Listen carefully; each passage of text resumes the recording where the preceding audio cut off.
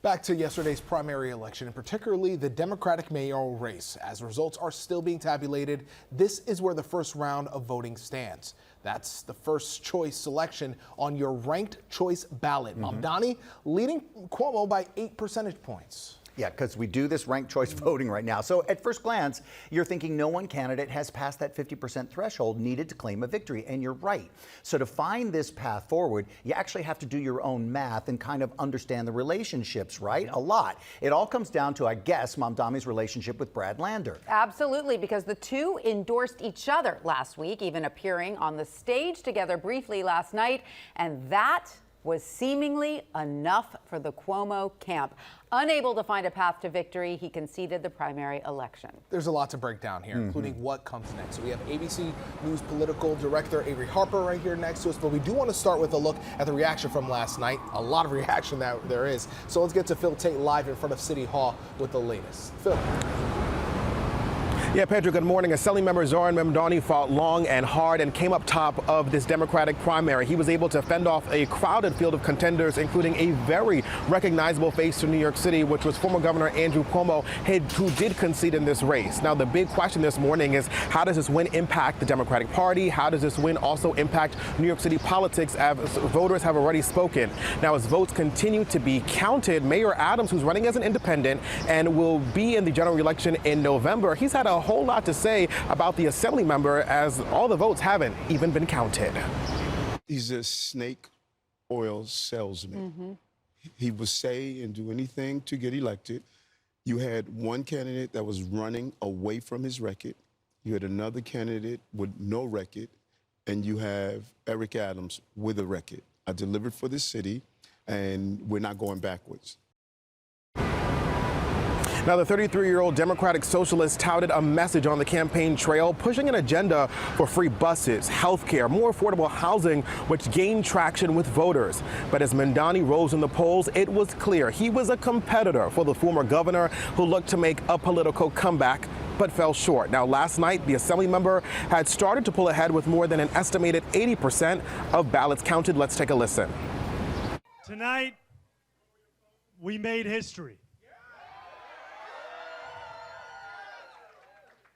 In the words of Nelson Mandela, it always seems impossible until it is done.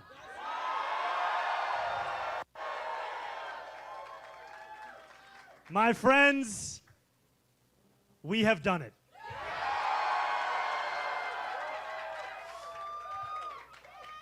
I will be your Democratic nominee for the mayor of New York City. A lot of energy there. Now, yesterday we were caught up with Governor Cuomo as he voted at a polling site over on the east side. He wasn't worried about the heat. He was rather encouraging New Yorkers to get out and vote. He did appear confident as I asked him about a poll that had suggested that he was no longer in the lead. Well, last night he conceded to Mamdani, saying he ran a spirited campaign. Tonight was not our night. Tonight was Assemblyman Mamdani's night, and he put together a great campaign, and he touched young people and inspired them and moved them and got them to come out and vote. And he really ran a highly impactful campaign. So where do we go from here? Mamdani would like to pick up that Democratic nomination officially. We'll wait for that news. And that's as he looks to meet Mayor Adams in the general election come November, as well as the presumptive Republican candidate, that's Curtis Sliwa. As for Mayor Adams, his advisors have said that last night was a good night for him. And in the coming days, we can expect an official launch for his bid for City Hall yet again, as he'd like to be reelected. We are live outside of City Hall this morning. I'm Phil Taitt, Channel 7 Eyewitness News.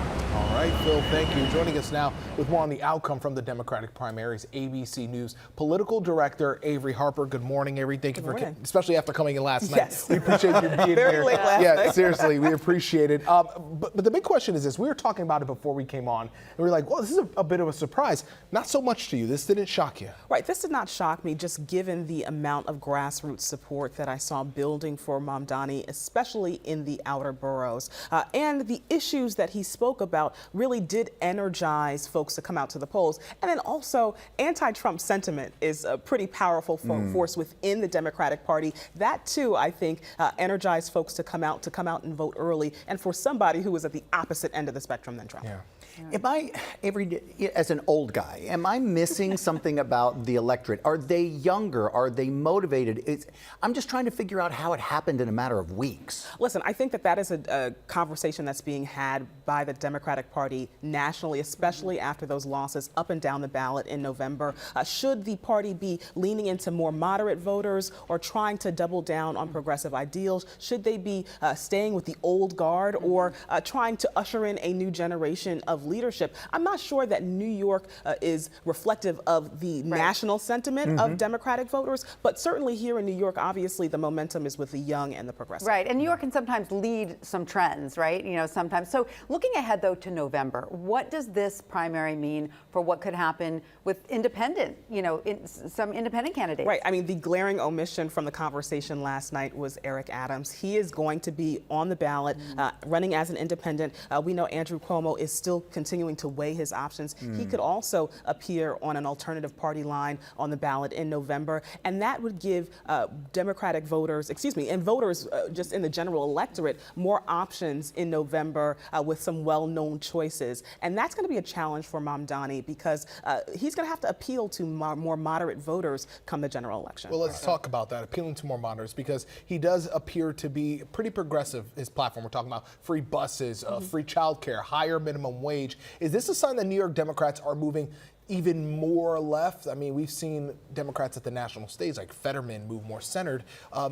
Where does this party stand? Right. Well, like I said, I don't think New York City is necessarily reflective of the national conversation or the national sentiment. There is disagreement about where to go. I think when we see what happens in November, that is going to be an indicator of where the sentiment is among voters here in New York City. Because, look, there are lots of neighborhoods that went for Cuomo last night and went for Cuomo big, but there was more folks who turned out to vote for Mamdani. So interesting. So fascinating. Avery, thank you so much for all of your insight. We will definitely be talking to you much more in the days ahead. I look forward to it. Thank you. Yeah, thank you so much. Stay with Eyewitness News as reaction continues to pour in from the New York primary. Results from the other races yesterday, including public advocate, comptroller, and borough president, are all posted online. You can see those results if you head over to ABC-7 NY. Yeah, now everybody's ear to the ground as we head to general elections. All right.